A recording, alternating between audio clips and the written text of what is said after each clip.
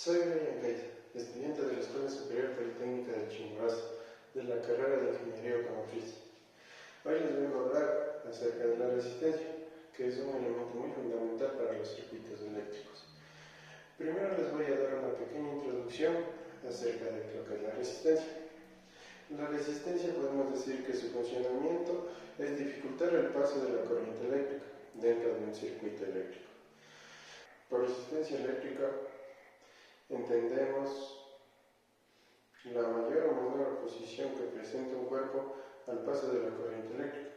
La unidad de corriente de la resistencia es el ohmo.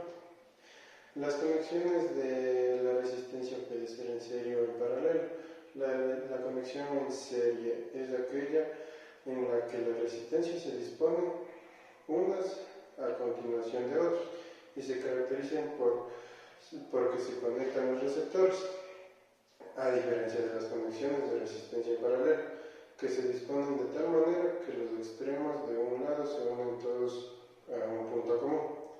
El valor de la resistencia también se puede encontrar por medio de las líneas de colores que se encuentran en el elemento, o también podemos identificar en las tablas de códigos de colores que se pueden encontrar en internet. Para poder saber cuál es el valor de cada resistencia. A continuación les voy a presentar un video en el cual nos explica un poco más a profundidad acerca de las resistencias. La resistencia. La resistencia eléctrica. La resistencia eléctrica, como su nombre lo indica, es la oposición que reciben los electrones al desplazarse en algún material. Esta oposición se puede medir en ohms, unidad cuyo símbolo es la letra omega.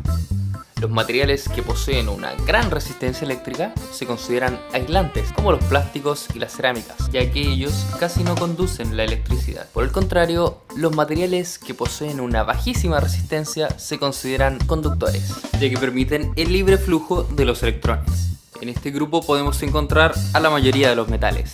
Pero ¿qué hace que los materiales sean conductores o menos conductores?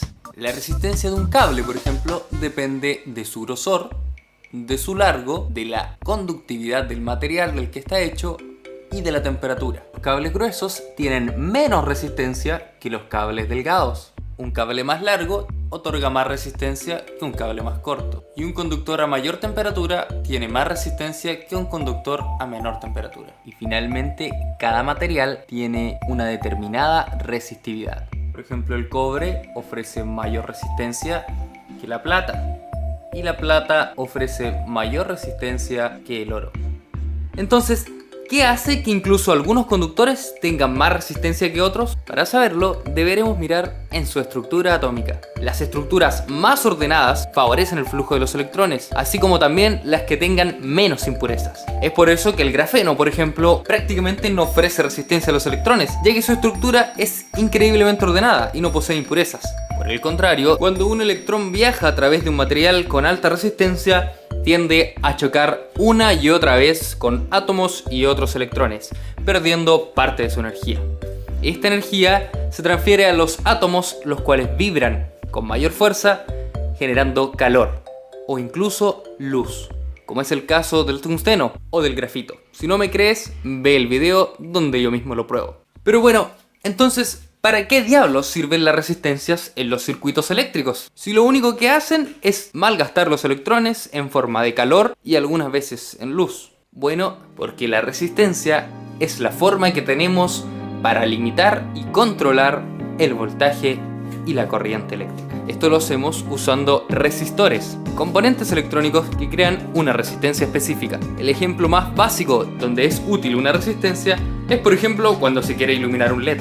Si tenemos un LED que funciona a 3 voltios y lo conectamos, por ejemplo, a una toma USB que da 5 voltios, lo que va a suceder es que vamos a quemar el LED. Entonces, lo que hacemos para bajar el voltaje y limitar la corriente es poner una resistencia de tal manera que el LED reciba los 3 volts correspondientes. Suena bastante ineficiente, ya que la resistencia está convirtiendo la energía que sobra en calor. Pero aún así, este es un componente fundamental en los circuitos eléctricos y toda la electrónica que tenemos hoy en día.